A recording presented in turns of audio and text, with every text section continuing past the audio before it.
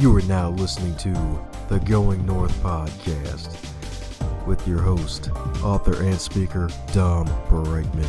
And every Monday and Thursday, you're going to hear the voice of a different author share their stories, expertise, and their struggles that they had to overcome in life to leave you inspired to get more out of your life. Be sure to not only listen to this episode, but share with others, connect with the authors, and always advance others to advance yourself. Now let's get on with the show.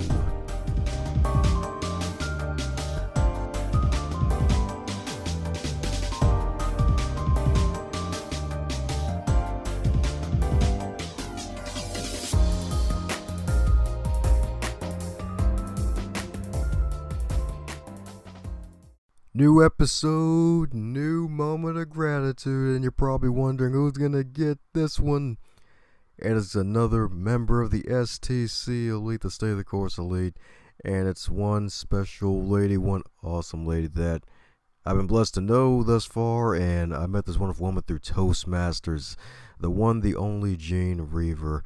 She is a vice president of her own software company called MDE Inc., and it has been a company that has been around for a very long time, helping out folks all over the country that's been developing innovative software for public safety since 1999. 20 years, that's 2 whole decades. And I met this wonderful person through Toastmasters, and she has one heck of an awesome voice. It's just really a great thing to be able to connect with other wonderful people around the world, especially in the Maryland area, and to actually have her as a mentee in a way, since she was kind of a newer member in Toastmasters about a year and a half ago. But in all reality, it's one heck of an awesome thing to really just connect with another human being who's into personal development, into personal growth, and always developing herself to be the best person that she can be. So, Jean, thank you so much for all that you do. It was an honor seeing you at the Inspired to Lead event as well. You really made my morning, as well as everyone else in the room, especially the speakers. And I just want to thank you so much for all that you do, and keep being a success, because the beautiful thing is there is more that awaits you. And today on the Going North podcast, where we interview folks who have put pen to paper and done some fabulous things in the world, it's another session where we bring to you another wonderful author right here. She launched her freelance writing business in 2012, and it's currently 2019 at the time of this recording, so that means you still have Twinkies, y'all. And she did this with no formal training, and she was able to scale it to 6 figures in 18 months. You hear that right, folks, 18 months, not 18 years. And this wonderful lady right here is a digital nomad with a passion for freedom-based careers. And she uses her skill set to help freelancers build a tailored plan for their success. And on top of that, this wonderful author right here is the 7th TEDx speaker to appear on this podcast. I thought it was Jane Ransom, but it was actually another lady who gave another TED Talk. And you're probably wondering who this wonderful lady right here is that I got in the podcast today. It's the one, the only LP herself, Ms. Laura Pennington. How are you today, ma'am? I'm doing well. Thank you for that great introduction. Oh, yes, ma'am. Today is great having you on the show. Teacher to TEDx speaker to freelance magician. How does it feel? It feels pretty good. I've got to do a lot of really interesting stuff, especially since launching my own business. So it's great to have that variety. Oh, yeah, almost like vocal variety. That's what I'm talking about. You even got this huge book coming out via Entrepreneur Press. How does it feel? That I'm really excited about. I mean, it's been about 9 months of working on that, from the time that we signed the contract to writing it and editing it. But now that I have just received my physical copies of the book, it finally is starting to feel real.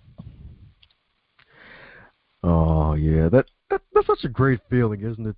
Especially, it's like, yeah, you're typing all this stuff, and then it's like, okay, yeah, send the files in, yep, they edit it, format it, but then you hold it in your hands, you see your name on the cover as the author of the book, it's a whole different feeling.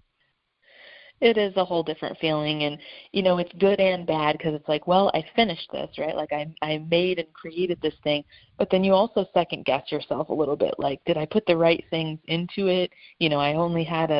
I had to stay around a certain word count for the publisher, so I couldn't put everything I wanted to put in there. But I just am hoping now that it's going out that it covers all of the most important things that would help someone launching their own freelance writing business. Oh, yeah, and helping folks launch that business at will. Yes, ma'am, indeed, because it's with Entrepreneur Press, right? Yes, that's correct. That's right, that's right. So you're basically be in good company. You'll even, some of the marketing be off your shoulders in a way, right? Yeah, they do a lot in support of all the books that come out in their publishing line, and especially when it's part of an established sort of series. So, yeah, I'm really excited about that. And I'm excited for you, too, because it's like, wow, I knew about Entrepreneur Press because I saw the training business one, and I was like, oh, okay, we got a new one coming out. They'll have a whole series of it. And it's like you basically get probably, 90% control of the whole thing, right? Yeah, they really look to work with experts who have that knowledge of a certain industry, and that way whoever is buying the book is hearing it from a person who's actually done it. So whoever writes the book from that, perspective of expertise is saying, here's what I like about it, here's what I don't like about it, here's what you should be prepared to do if you're new to this and just getting started. And I think that's a really helpful perspective to have, because sometimes people might read the book and think, hey, this isn't for me, and that's just as useful too.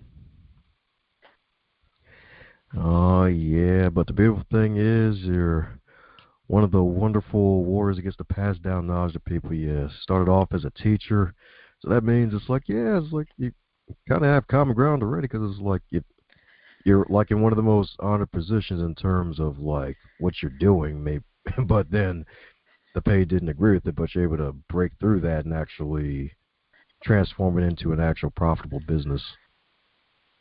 And that's part of what I hope to do with the book, is to show people that you don't have to have a specific degree. You don't have to go take some certain kind of training or become certified.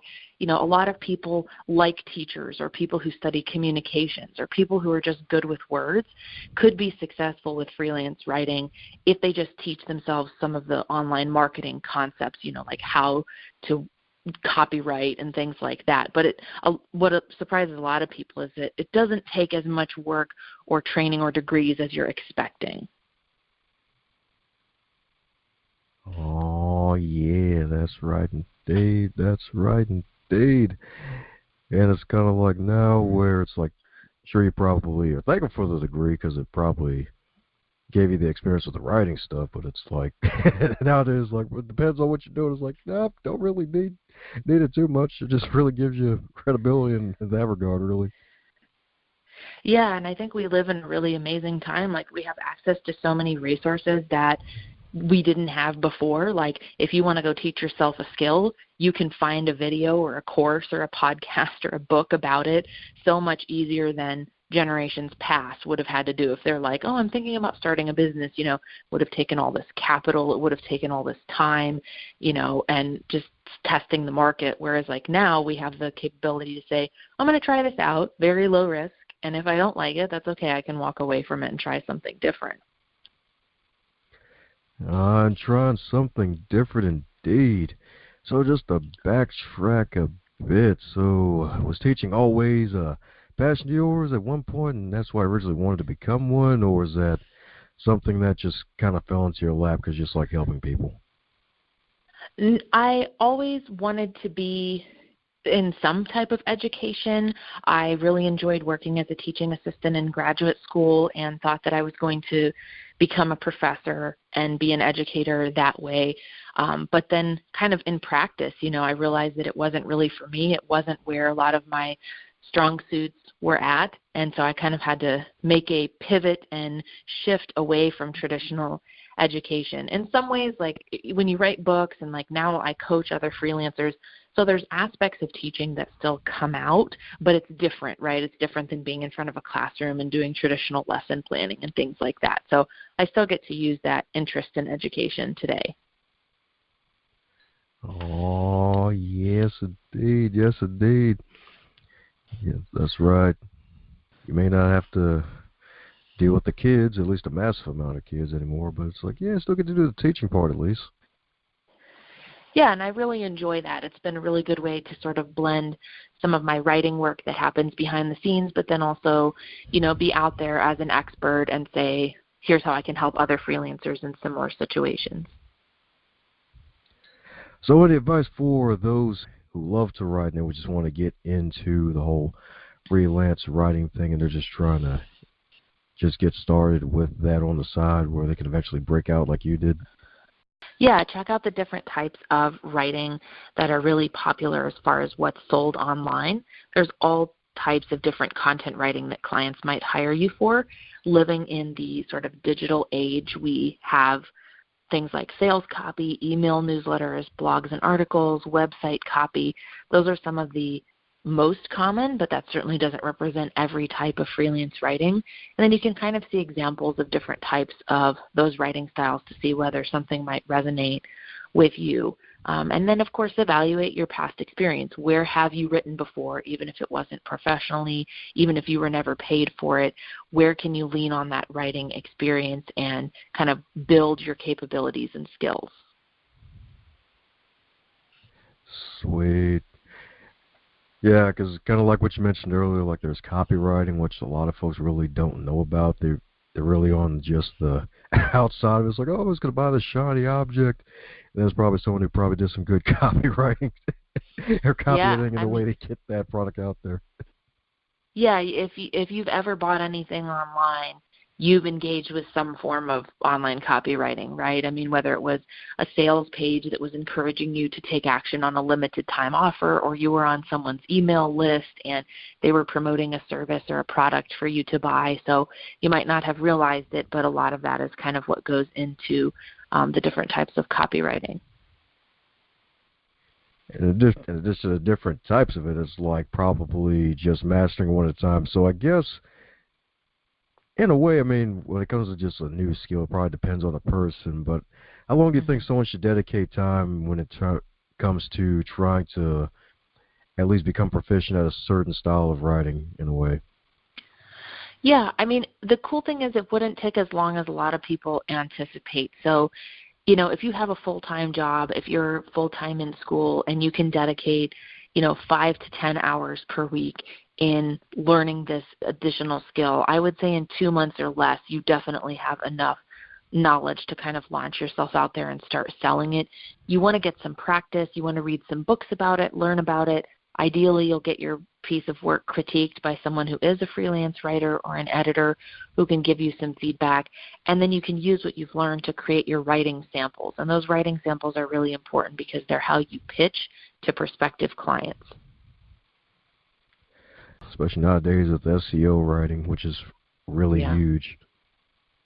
Yeah, that's about 90% of what I do for my clients is writing for SEO. So if anyone on your show hasn't really heard about that too much before, basically it's everything that goes into not just communicating with the person who's reading the website as a potential customer, but it's also sending signals to search engines about what the page is about, with the primary purpose of trying to rank that page in the search engine for certain types of keywords. So a lot of times you'll see that if you move to a new city and you type in best dentist Albuquerque, every dentist in Albuquerque is trying to rank for that keyword, right? So they're all writing content that is driven towards the keywords that you use to search. And so an SEO writer will create blogs and website copy that addresses that and has certain elements within it to tell the search engines what that page is all about. Oh, yes, indeed. The competition's fierce. Even Sasha fierce, even. Yeah, that's true.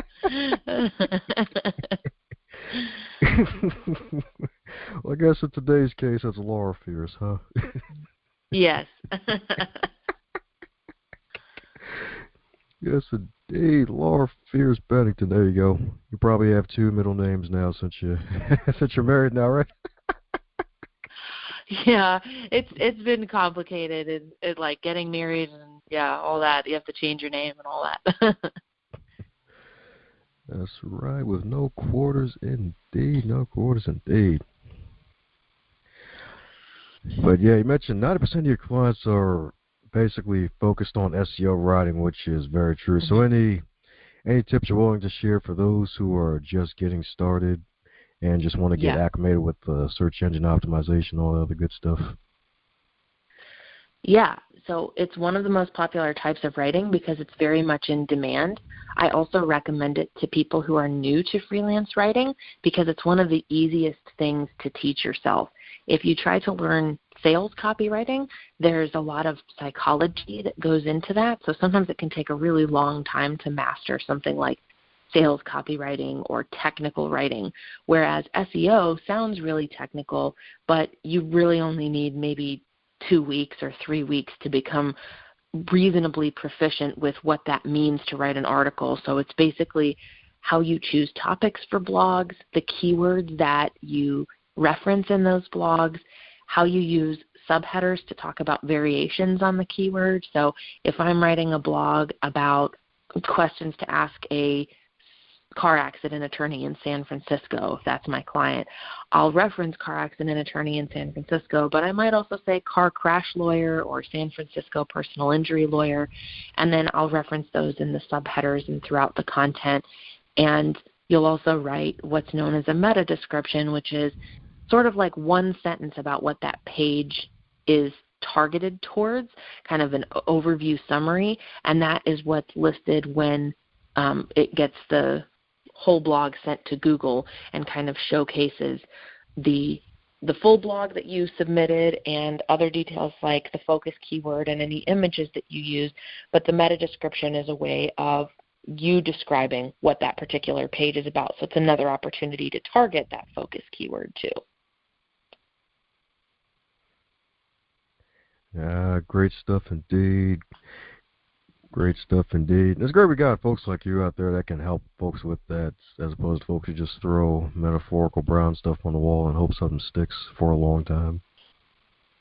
Yeah, and for a long time, one of the challenges with SEO writing is that there's been a lot of spammy tactics that have been used, and so that doesn't really work anymore. And honestly, we don't know everything that goes into, say, Google's algorithm for how it decides what pages should rank highly, but we can be pretty sure that they almost always reward high-quality content. So that's the most important thing.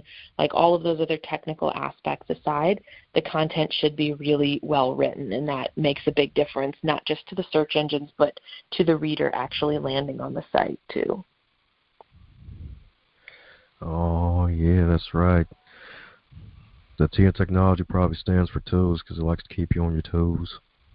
That's true, yes. It's like, yeah, I'm going to publish this book called Instagram Secrets. Yeah, and Instagram's like, all right, buddy. We got something for you. Here's the real secret. Yeah.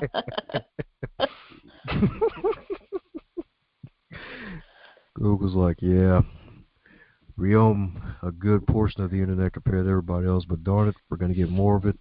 And if you think you know us, you really don't know us. Yeah, they're always changing, and you really don't know everything. But we do know that they've gotten really smart about catching on to those kind of spammy tactics that people used to use. You know, they'd write a 500-word article, and they'd reference the keyword in there 30 or 40 times, and sometimes in a grammatically incorrect way. You know, the search engines are filled with robots, but they are smart enough to figure out that that is not high-quality content. So that's important for writers to remember, not to get too hung up on those other aspects and always focus on something that is well-written and really helps the person who's reading it. Yeah, that's right. Can't use the words high performance and weed in a 500-word article 200 times. Yeah. Yeah, exactly. Oh, man. Well, that's solid advice indeed. Something to keep in mind and probably even illuminate something for the folks that are getting used to it.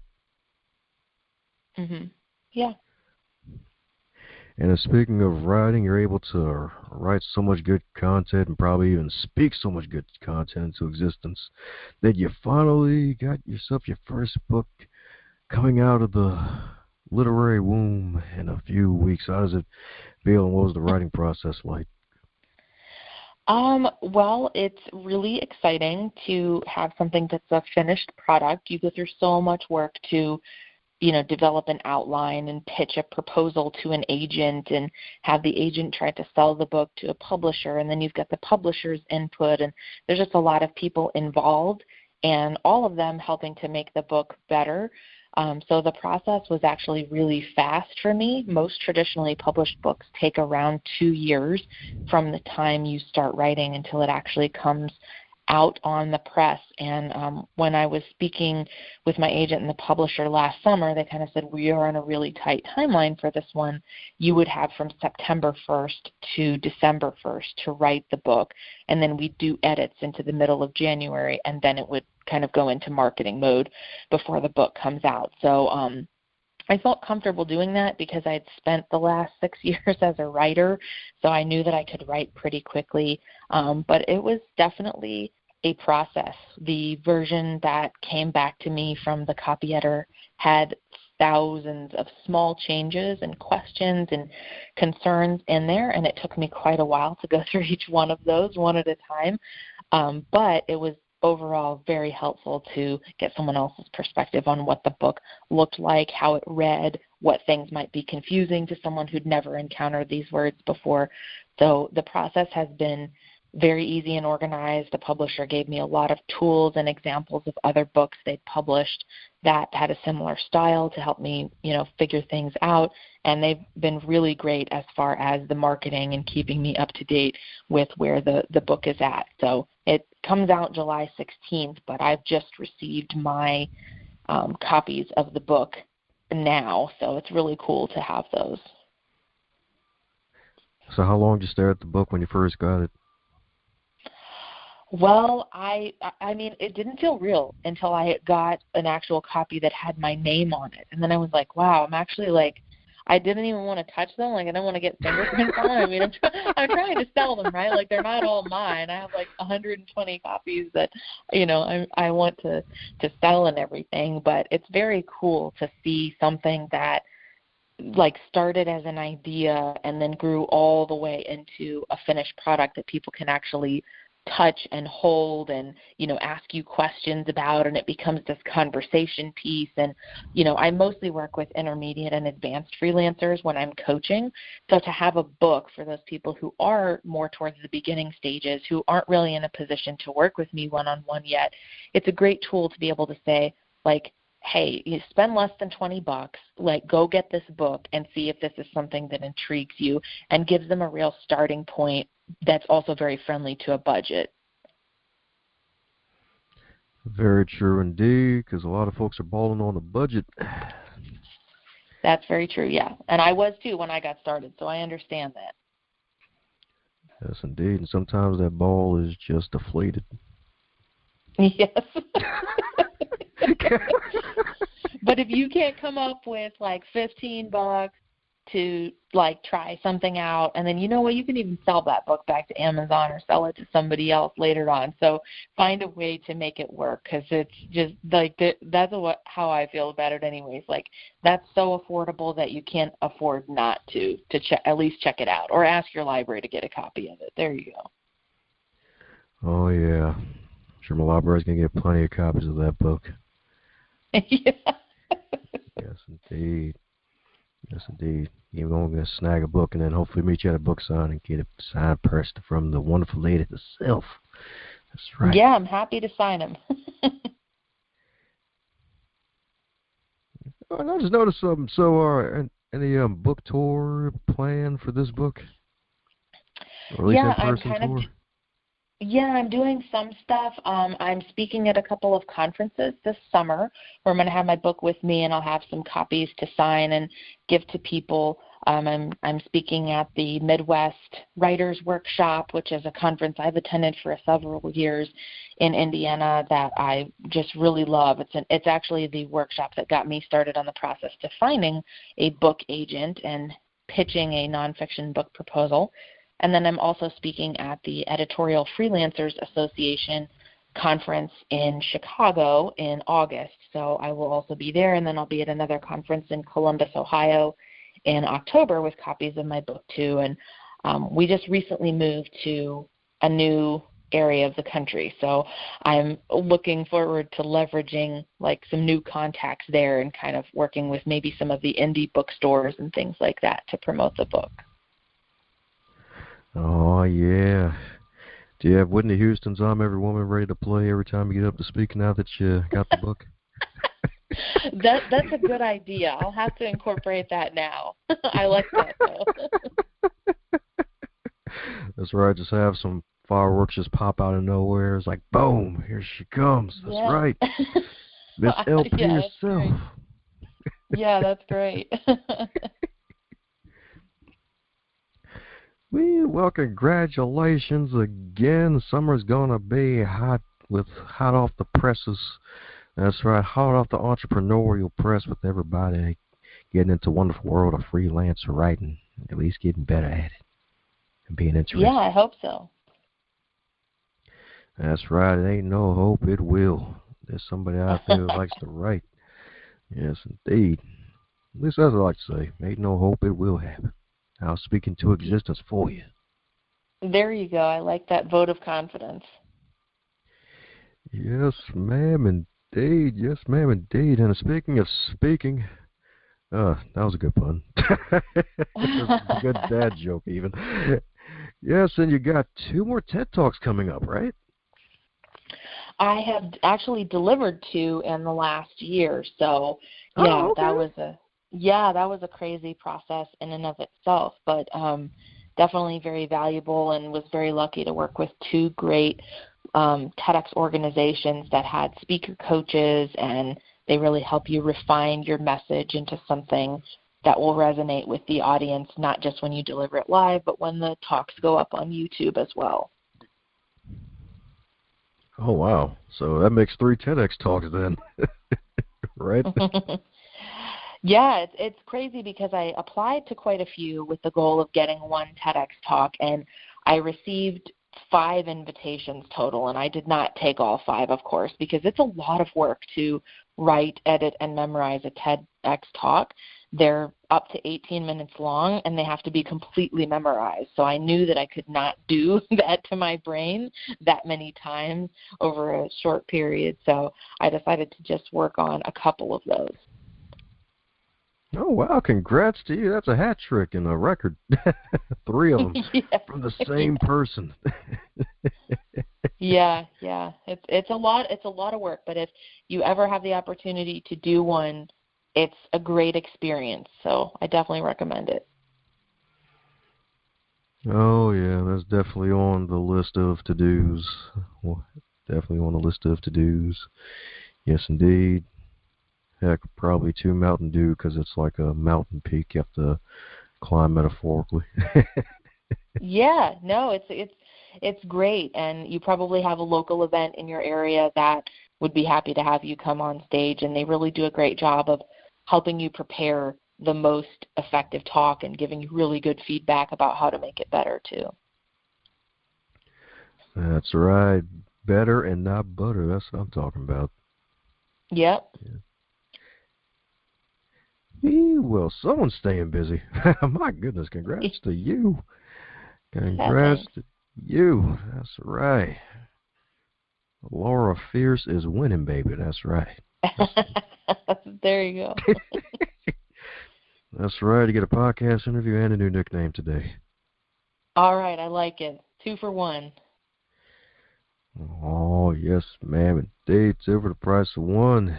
No birds were hurt in this incident either.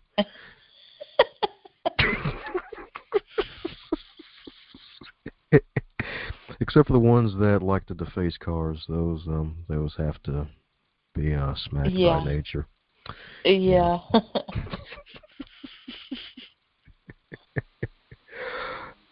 Alrighty then.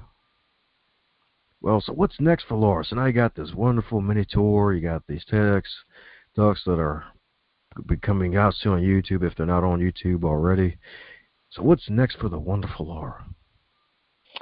I am starting to work on a second book that I'm going to self-publish, which is kind of geared towards advanced freelancers and kind of how to take the success they've already achieved and scale it with better clients, more money, less time, and less burnout. So that's definitely on my radar. And we've moved to a new city for my husband's job for the next 2 years. So exploring that local area and seeing what all that has to offer and promoting this first book and then writing and promoting the second book is probably where I'm headed. So we'll see. And who knows, maybe there'll be another TEDx talk. I don't know. What, going for 10? We'll see what happens. You never know. Well, you never know indeed. I mean, you applied a lot and you got 5 invitations, so that's true. Yeah. You never know. Lucky Laura Fierce. There we go. Yeah, I like that. That's right. And the beautiful thing is, luck is just hard work.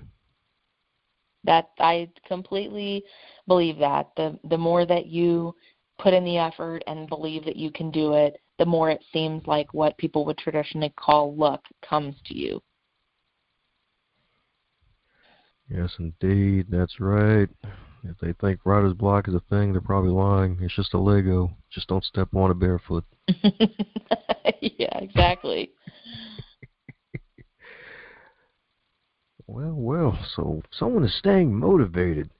If you're to wake up tomorrow and you're basically going back 30 days and you're 25 in the current year of 2019, what advice would you give to yourself? I would probably just say to not be so worried about what other people think.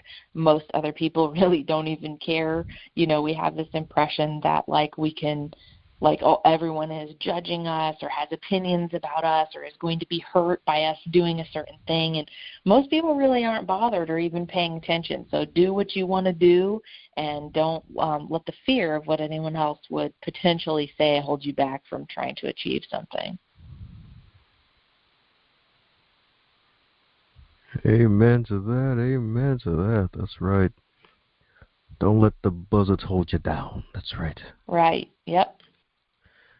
That's right. Who cares what they think? Just walk out one day, wear a mullet, and then play air guitar. Do what you want to do. Yeah. That's right. Freelance writing and guitar playing, air guitar. That could be book number 3. There you go. Thanks for coming up with that idea. Yeah. That's right. How I published 2 best-selling books and played air guitar all in between. Yeah. Then you just have your husband in the background with the face palm. Yeah, that's perfect. Oh, man.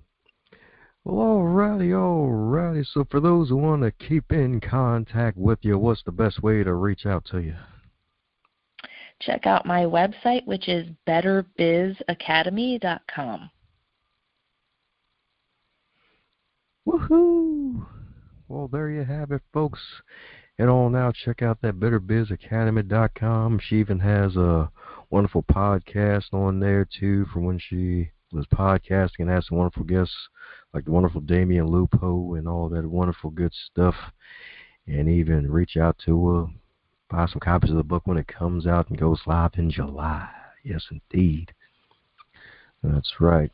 It's not just about burgers and turkey burgers and random lettuce burgers if you're vegan. It's also about freelance writing. That's right.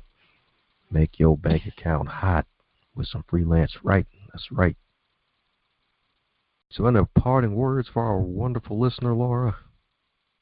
No, just thank you for tuning in and let me know if there's any way I can help. Hey there, buddy. Looks like you made it to the end of this episode. Since you made it to the end of this episode, do both of us a favor and stop being greedy. stop it right now and share this episode with your friends and your fellow podcast lovers, especially those who have book clubs and want to listen to the authors who write some amazing books. Be sure to check out the rest of the backlog too while you're at it, and share all those too. And in order to make the rest of your week the best of your week, remember to advance others, to advance yourself.